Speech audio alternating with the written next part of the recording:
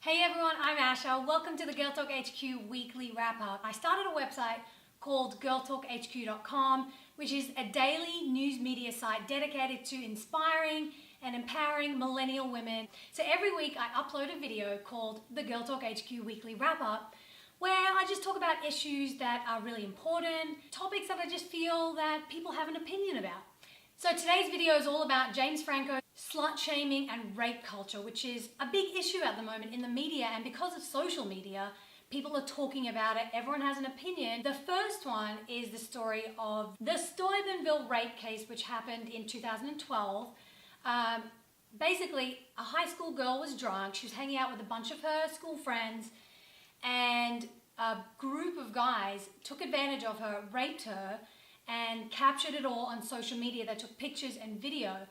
The girl actually spoke out about this. She went to court, and there were two guys who were kind of the ringleaders, and they were named in the case. But what happened was there was such a huge media backlash because people in the town of Steubenville were basically telling her to drop the charges. Why? They were saying, oh, you know, she was drunk and she was asking for it, and boys will be boys. And the two male perpetrators were the two ringleaders. There was a whole group of them. They're like the high school football stars, and the town loves them. So everyone was rallying behind these football players. Rapists, instead of giving validation to this girl who's just had this horrible life-altering experience happen to her. And it was really, really sad. So the court didn't release any other names of the guys involved, but what did happen was a guy who's part of the hacker group Anonymous, who you may have heard of, he actually went online and exposed who all these people are and, you know, put their names out there on blast, and he got in trouble by the FBI for computer fraud because he must have hacked into something to find out their names. So the Anonymous guy got busted. Meanwhile, the rapists are being protected by the law and the courts. And this poor girl over here who got raped is kind of caught in the middle. She's been slut-shamed by a lot of people in her town and in the media because of the fact that she's speaking out against these football stars. And it's just really crazy. So there was news this week that Brad Pitt's production company, Plan B Productions, is actually going to be making a film about the Steubenville rape case. The whole film is going to be based on an article from Rolling Stone magazine called Anonymous versus Steubenville. So it's going to probably have a different angle to the actual rape case. It's probably more about how the media portrays it and the public opinion of such a horrible issue like this. People need to understand that rape is not okay. It doesn't matter how a girl dresses, how drunk she is, what she says, rape is rape. Like, let's call it what it is. It's a criminal activity. People should be going to jail for that. The second story is about a man named Robert Richards, who's been in the news all over the world. He's a wealthy heir of a family who own a chemical company here in the US. He's basically inherited billions. But he admitted that he raped his 3-year-old daughter. It happened 10 years ago when the girl was 3, now she's 13. It basically came out in the news media that he not only raped his daughter, but he sexually assaulted his son as well. But the craziest thing about this case was when this man, Robert, went to court, the judge, who was a female, which I find really shocking, basically excluded him from jail, saying he probably wouldn't fare well behind bars, which is the most ludicrous thing I've ever heard. If you're a criminal, you are not supposed to fare well behind bars. You've done something horrible to another person, that's why you're going to jail. You should have a horrible time in jail. And news media everywhere are saying, how is there a justice system set up where the judge, man or woman, has the power to say, oh, you know what, I don't think you're going to have a great time in jail.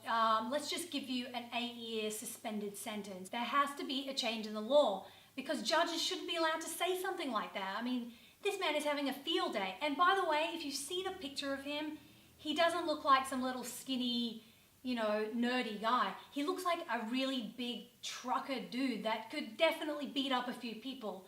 Hence, probably why he was able to take advantage of his kids, which is sickening. That man doesn't deserve to be in jail. That man has a special place reserved for him in hell.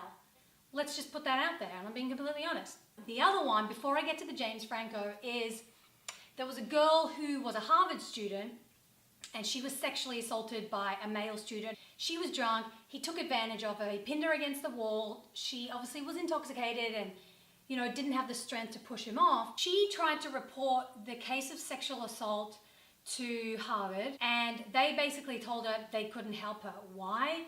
Because they have such an outdated sexual assault policy, and it has specific language that unless you report a case using that specific language, which is probably in Latin or something stupid like that, then they don't have grounds to prosecute people. So this only became news after the girl decided to write an open letter to Harvard University, and it went viral. So many blogs and websites picked it up, and the title was, "Dear Harvard, you win." And she explained about the sexual assault, how she tried to report it, how she was shut down by her university, how the guy who sexually assaulted her still lives in her dorm room.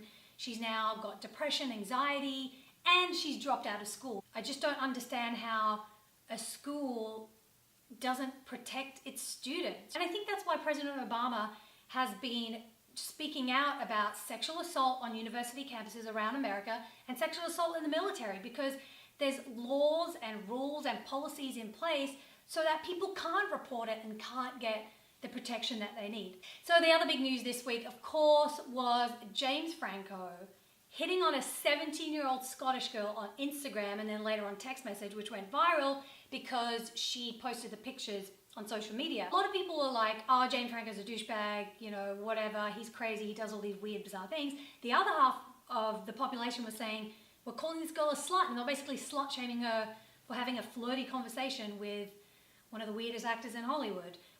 She's a 17-year-old girl. He's a 35-year-old man. Like, if there's anyone who should know better, it's him. It seems like there's all these bad stories out there happening, but there is some good news in the world. This week I blogged about a new campaign called No More, which was started by Law & Order SVU's Mariska Hargitay. She's been on Law & Order for the past 15 years, and it's all about sexual assault cases. She started getting letters from fans all over the world. They started telling her about their own cases with sexual assault and domestic violence. So she started an organization. Now she's launched this campaign with the rest of the Law & Order cast, as well as other big names like Katie Couric, Amy Poehler, and a bunch of other actresses who are basically shutting down the negative connotations about rape and sexual assault and domestic violence. Things like, oh, boys will be boys, and oh, she was drunk, she was asking for it. They're like, no more. If someone is a victim of rape, sexual assault, domestic violence, abuse, whatever, they should be protected. I really think this is an awesome campaign. I'm gonna put the link below so you can check it out. The law needs to protect women. It needs to protect all people. They're not property, they're not commodity, they're not expendable in any way, they're not collateral damage. They're human beings, and they deserve to have rights to live freely, independently, and safely. I want to know what you guys think. What do you think about people using social media and the internet to speak up and be a voice for those who don't have one? So don't forget to subscribe to this channel, because every week I'll be bringing you some more news and views and topics and things like this. And make sure you check out girltalkhq.com, and I'll see you next time. Bye.